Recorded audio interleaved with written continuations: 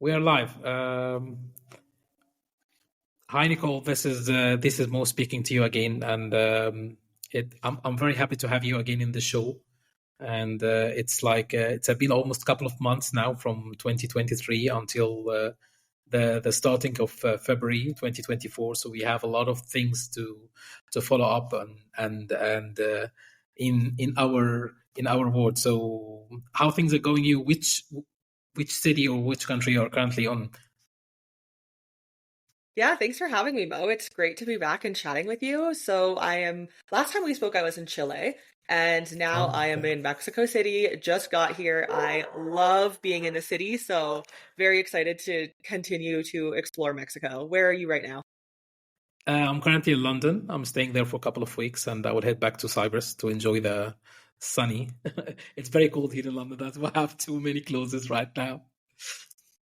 Yeah, that's the nice thing about Mexico is the weather, at least right now in the winter for Mexico City, it's perfect. So Oh, I'm wow. very happy here. Okay, great. And how things are different from Chile to Mexico? Have you passed any other countries, uh, or you just direct from Chile to Mexico? Yeah, we definitely have. So we started in Mexico probably about a year and a half ago, and then Panama, Colombia, Paraguay, Chile, Argentina, and Peru. And honestly, Wow. Peru was my favorite, probably because of the food, but the culture, the history. There was just so much to that country that I didn't realize until I actually got there. I think we all know Machu Picchu and we all know Lima, of course, but there's so much more to the country. We went into the desert. We didn't even make it to Machu Picchu, but I would love to live there for a little bit because there's so much to that country. So you are an expert now in Latin America. I Ha- guess. I guess I am. have you start practicing your Spanish, or you already fluent to?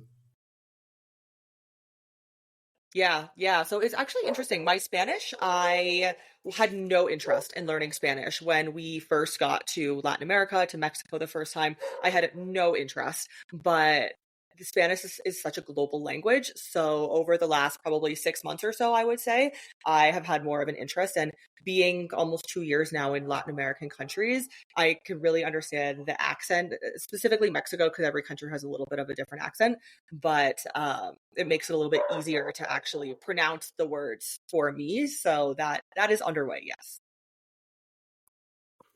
I've been in my bucket list. I always thinking and learning in Spanish. When I have my introduction, I forgot to do it today. It's like I say "Hola, marhaba, good morning, bonjour, and ni hao," which is the five most common language that's spoken all over the world. And "Hola," I mean, sometimes some people mistake me for Spanish because I start with "Hola." I didn't started with marhaba or good morning or bonjour and ni hao. It's it's a common thing, but I think it's like sometimes I spend many hours watching Netflix shows in Spanish because it's very the Spanish is a mix between different languages because I'm also an Arabic speaker, so it have many words from different vocabulary, especially the Arabic. So it's one of the things that needed to be done and always por favor.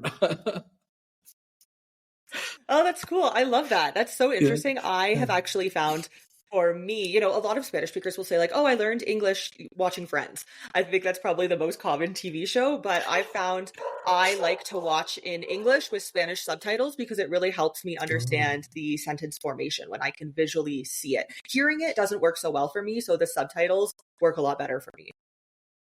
yeah, that's another strategy. So, what kind of questions? You tell me you have a lot of questions today and very complex issues we need to discuss. So let's start. Yeah.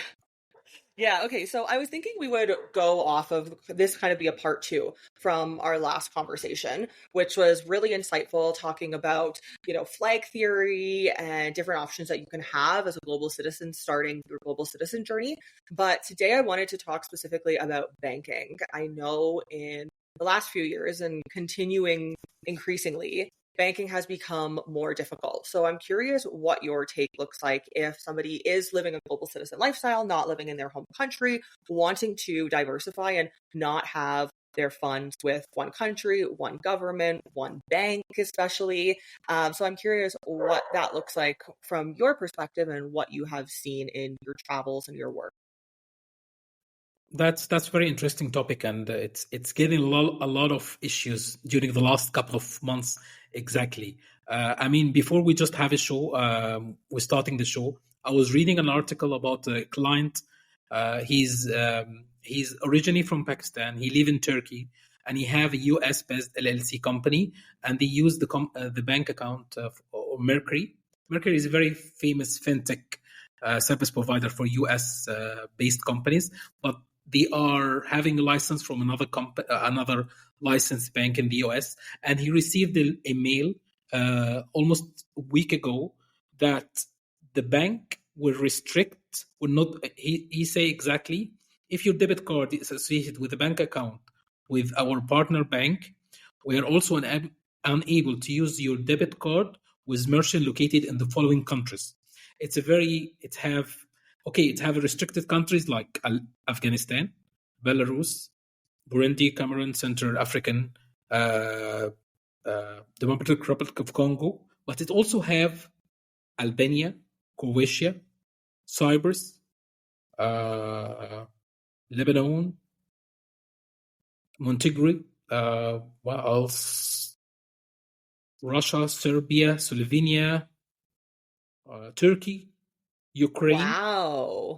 It's Oh my I gosh. mean, I was just reading this before we start the show, and the guys are based in Turkey, yeah?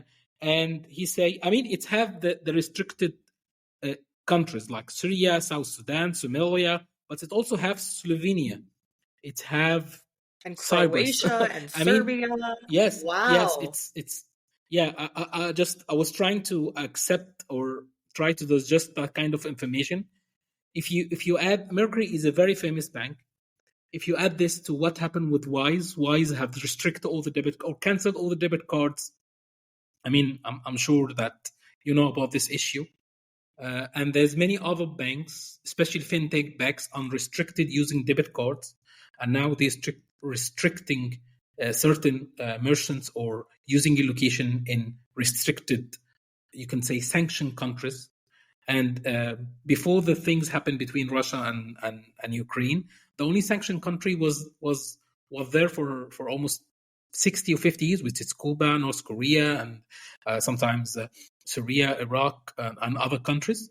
But now you have more countries that even not just Russia, it's associated with Russia, or having Russian-speaking clients like Serbia, I think Slovenia and Croatia, because they have a lot of Russian influence. So even the EU countries. So it's nowadays it's you don't have, if you are actually a global citizen or global expat, you'll not be able to survive in global scale without even multiply bank accounts in different locations with different rules and regulation. For example, you have to have in the US and also have one in the EU, and even one with outside this both, you can say, West countries. So this has happened without notice, and it's not just about you have to be ready. It's about being able to survive, because your card could be blocked while you're traveling. If you're traveling, if you base or a plan to stay more than a couple of months, for example, in Turkey, and you use a card that has been blocked in Turkey, what you will do? I mean, you will call your family to send you money in Western Union. It's actually a thing, but if you don't have something ready in your back pocket to be used when you have restrictions or working, it's a kind of having like multiply eSIMs or SIM cards in different countries, so you'll be able to get over this. And that's why it's not just frustrated for the normal digital nomads or global citizen or expats. It's even frustrated for us who have experience. I've been doing this for almost 20 years, and you have seen that you always need to have not just a backup option, but to see if my card is not working, an instant regulation, what I will do. It's not just about traveling, but even using or accessing, you can say, services in other countries. You can get a VPN and you can access the service, but actually your card will not be able to use beyond the country because it's restricted in this country. I can tell you also there's a lot beside the banking issues and restrictions. There is also another very something that start happening in different countries. For example, in the Middle East, especially after Lebanon, there is a currency crisis in a couple of countries, and you'll not be able to use the debit card and even credit cards from such countries in overseas. So, and this is people used to have this kind of restrictions for a couple of weeks, and then for any it could be political issue, could be currency fluctuations, but nowadays it's take a couple of months and might be forever. I'm not sure you have been experienced about traveling for a country like Lebanon. There is no credit card, no debit card. You have to use cash and you have to use US dollars because there's many factors. This could happen in other countries. If you are not ready with your setup or even have a couple of backup options, your business could suffer, yourself could be suffer, and you will. It's set up it when you even before you need it, just in case something happened. That's very important point. Wow, that's crazy that they're sanctioning like some EU countries. So I guess on this topic, what would be your starting point if somebody is really looking to diversify? They're living a global citizen lifestyle. Wherever they have residence, they can get a bank account there. But to continue diversifying, are there additional options for somebody? Yeah, there's always a start. If you have never done anything outside your home country and you have the option to get a US LLC with a bank account, that's the first step. If you already have a US LLC, my second advice is to get UK LLP, not a limited company, LLP. If you are not resident in the EU or the UK, for example. Let's take an example. We have Mike. He's resident. He's actually from Asia, and he would like to have a backup option or have a global banking solution. And he's an online entrepreneur. He receives all his money. He's a freelancer. He's a coach or whatever, and he doesn't have a place where he receives his money. He just have a personal bank account, a business setup in Asia, and he would like to have start a plan. Have a US LLC and then have a UK LLP and have a bank account in both countries. That's the easiest one. If you have more money or you're making more than 10K per month USD, then the best thing to get is a Dubai free zone company or United Arab Emirates. It doesn't have to be Dubai. It could be Abu Dhabi, it could be Dubai, it could be Ras Al Khaimah, it could be Ajman, any free zone company in the UAE. That will give you two things. It will give you a company, you'll pay almost zero tax, and you will get a bank account, business bank account, and also residency. The UK and the US will not give you residency. It just give you bank account and a business trading that you can use from the UK and the US. The United Arab Emirates or the Dubai will give you bank account, business bank account, residence card, personal bank account, and a company. That's the thing.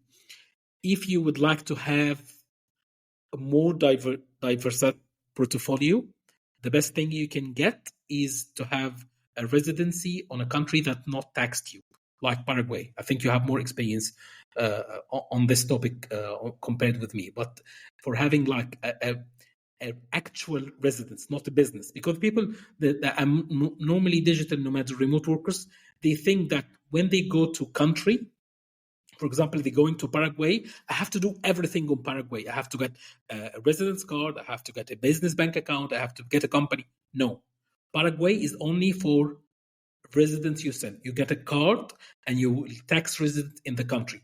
Don't have business in Paraguay unless you would like to have something local in the country. That's the difference. So that's you can say the easiest 4 places you can start with: US and UK, and then Dubai, United Arab Emirates, and then Paraguay. There's other options.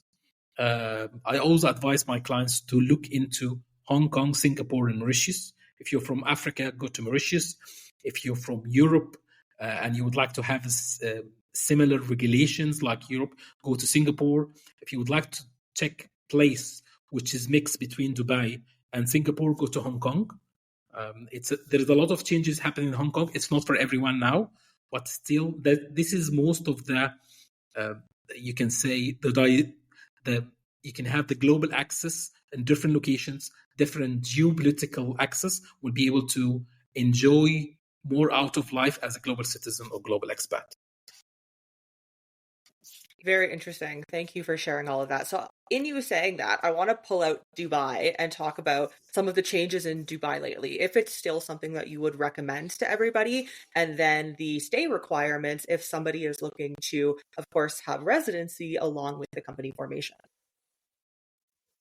I mean, whatever happened in Dubai, if Dubai decided tomorrow they will have 20% tax rate and everything, it will still a very, you can say, favorable destination compared to many other locations. What's in Dubai that's not available in other tax efficient locations? It's they are centralized hub for many things in the world. It's the gate. It's you can say it's a connecting gate between Asia, Middle East, and Europe and Africa. So there will no be. It could be. There's many other countries try to replicate Dubai, like Saudi Arabia, Qatar, Bahrain, and Oman, but it will take them at least 5 to 10 years to reach the rules and regulations and the services-based industry that's happening in Dubai. I've been watching Dubai from 2003, and they are always ahead the game. What's actually happened in Dubai is a very simple thing. They introduced something called 9% corporate tax. And this 9%, it's not for everyone because there's a lot of misinformation about these changes. It's only applied on people who are doing business as local companies, not at the free zone. United Arab Emirates or Dubai have three types of companies. The first thing is a local company, like you go there, you need to have a local sponsor. You'll not be able to have a 100% local company as a foreigner. You need a local Emirati citizen to work with you, and it's work in the local economy in the United Arab Emirates and Dubai. That's only the company have to pay 9%. Okay, and then they have the free zone company, which is called free zone. That means you will incorporate the company in free zone. It's outside. It's actually inside the border of the UAE, but outside the UAE rules. That's 0%. That will always 0%, and will you not be pay taxes. Whatever you're keeping money in the company or you're doing business as free zone company, it's 0%. And there is many famous, you can say, unicorns or multi-billion-dollar companies that trading as free zone companies. So that's something will never change there is no plans to add taxes on. And they have another third type of companies called offshore companies. It's say offshore, so it's 0%. It's not a free zone, and you're not allowed to do business in the UAE, and it have a very restrictions. It doesn't come with a residence card, and it doesn't come with any personal tax residency. So the most important and most common thing is the free zone companies, and you can get a residency card with the free zone company. The other thing is the restrictions. You need to stay for at least couple of weeks. They keep changing how many exactly the days that you need to stay in the country. You need to visit the country 1 day or 24 hours each 6 months to keep your registration and residency card up and running. And actually, you don't have to get into the country. If you're flying from London and going to Singapore and you pass into the immigration, you get into Dubai airport and you pass through the immigration and you come out, that will be count for entry. So that will come 24 hours. That's one of the things. That's the first thing. You can just keep your company license or ID, residence card ID. If you would like to get a tax residency certificate from the country, it was at least 6 months, and then use it for less than 3 months. They can keep changing again. It's depending on how many people are applying. Dubai they are very famous with flexibility, but they can change things instantly. If you're planning to say, okay, I need to stay 6 months to get residency, that was a couple of years ago. Now they change it to make it a couple of weeks. So now I think they are more flexible. They understand that many, especially West citizens, like in the UK or Germany or their home country tax authorities, insist that they will need to have tax residency certificate, not just a company or bank account, to offload them from their home tax. And also Canada. Canada is require a lot of documents to say that you actually leaving Canada. And that's the more people are leaving your home country, the more tax authorities will be more aggressive. So you have to be ready when doing this. Yeah, okay. Thank you for sharing all of that. So interesting, isn't it? The migration of people. I was just talking to an accountant in Canada where I was originally from the other day, and he was just saying, he's been in the game for so long and he's never seen numbers of emigration so high. And I'm just like, I completely understand. Okay, so now I want to talk about something that I find very interesting. So when somebody comes to me and they're wanting an additional passport, citizenship, they're really wanting a backup option. And unfortunately, this I find is the case sometimes, not all times, but sometimes where they don't want to either make a higher price point investment and then they can't spend time on the ground because they're located somewhere for their job, for whatever reason, they can't actually go and naturalize into a place. And there are a few other options for how you could potentially get a citizenship, but talk to me about your experience and what that has looked like for you of somebody coming to you and saying, like, I want additional options. I want an additional passport, but I don't want to spend the money and I don't want to spend the time. So what are their options? I mean, the most, you can say, straightforward or the most affordable option for anyone who would like to get a second passport or second citizenship is to look for the family roots.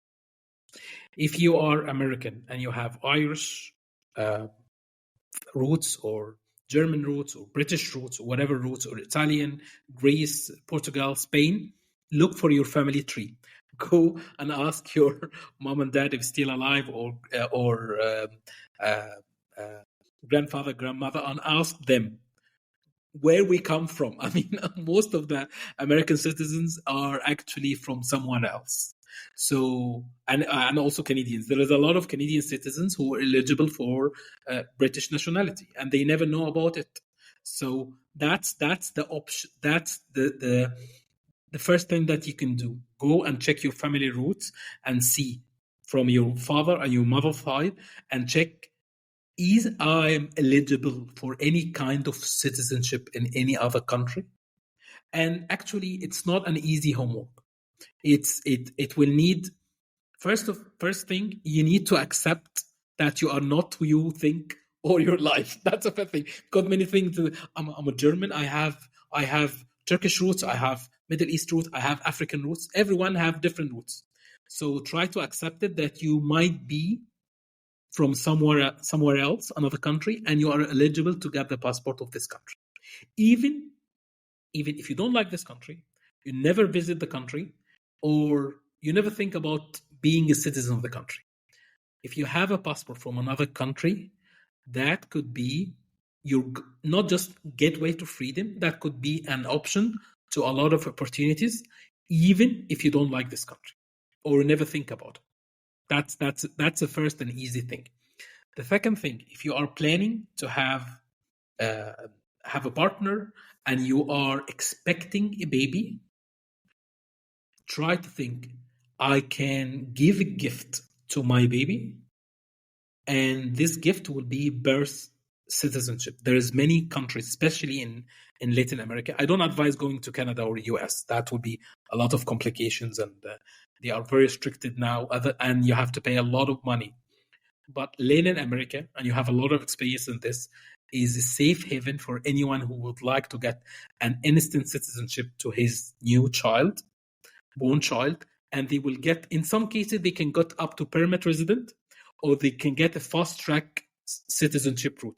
They actually need to spend a couple of time in the country, and they go to the documentation and paper, but this will be affordable. It have a track record. No one will discriminate against you. No one will ask you for going into language test, or you can say knowledge test, or anything that complicated, or you have to prove your a lot of money and roots, because you already have a baby that born in the country and they are a citizen. So you have a ties. Even if you just, I have a couple of friends. I've been doing this for almost 15 years now, and their mentality almost change once they have the baby and they have an passport. Some people just do the delivery and then left, but when they left with the baby with a different passport, actually there is something happen in their mind. This mentality actually change instantly and say, wow, this is actually happened. I have the passport here and I have the baby, so I have a gift instantly for the baby, and we have a kind of residence for ourselves, and we get into another culture. Wow, that's amazing. Why we didn't think about this before? And I have a couple of clients who are planning this actually, and they spend the time at the kind, not just the delivery, they can spend a long time holiday if they are working remotely, or be able to do this, or you can take it just days off for a couple of weeks or a couple of months, so they understand about the country, they get the residency and they get the passport for the child, and then they see what they can do next. That's the most second affordable way. The third way I can advise for anyone to do is to look into, there is, in the world of immigration or citizenship, the countries are three styles, or three, you can say, common things. Some countries are very strict and they count how many days you are in and out. They have a border restrictions, they have a border immigration, like for example US and Canada and UK. You'll not be able to you have to be there all the time. There's no way around it. If you're not in the country, will not give you the citizenship. Some countries have some relaxed rules. You can spend, you don't have to spend actually all the time inside the country. You can say 3-6 months depending, but you have to show ties. If you buy property, even if it's cheap property, and you I call it like, it's not a paper residency, it's called like I call it like a hub, or you can say base, like creating a base.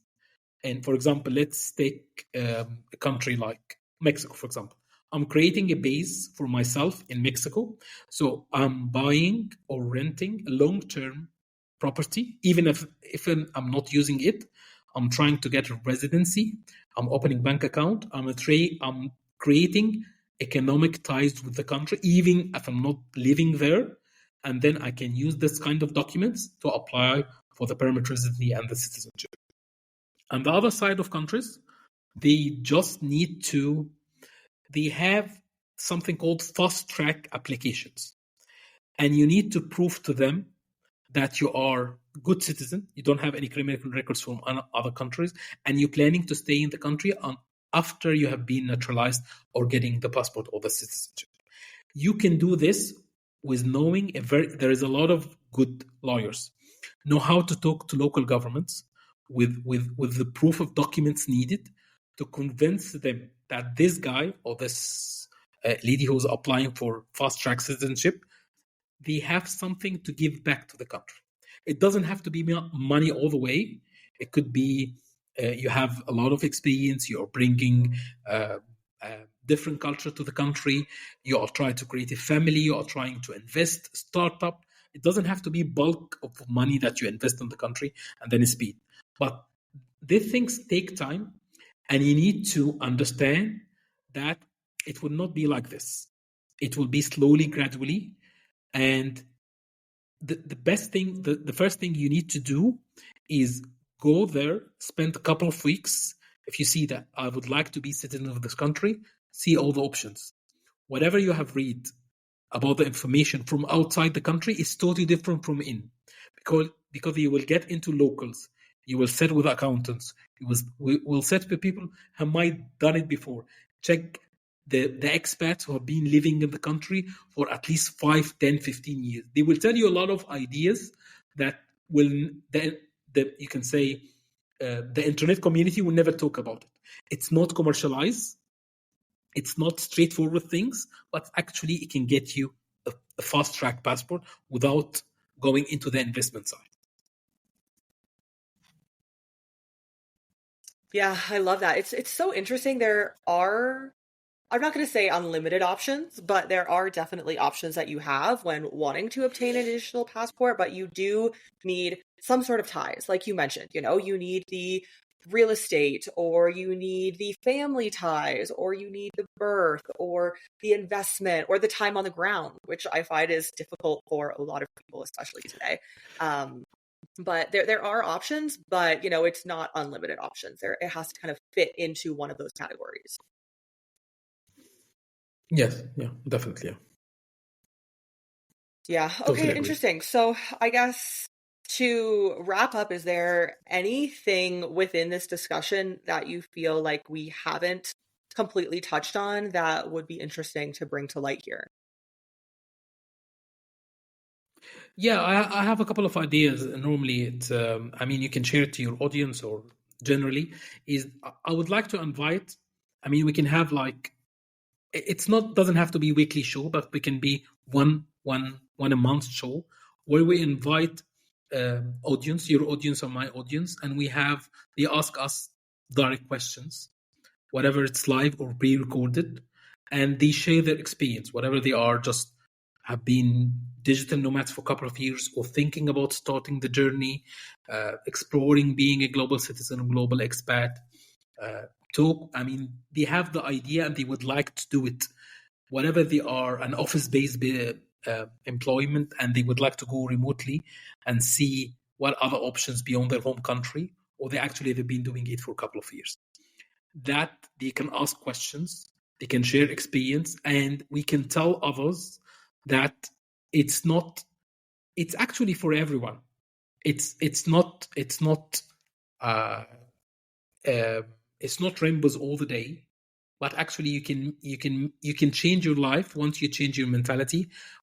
And when you show that there's others have done this, and the others who are not expert, you and me are experts, we're doing this as our bread and butter, but in the same time there's many individuals, and I met them in the airports, in different locations, who he actually they are not tourists, they are trying to get into other cultures, they see their roots, they see different investment opportunities, they see different uh, uh, they see life from different perspectives. So we would like to invite normal audience, and then we can see what what will happen in this, just sharing ideas and even just experience here.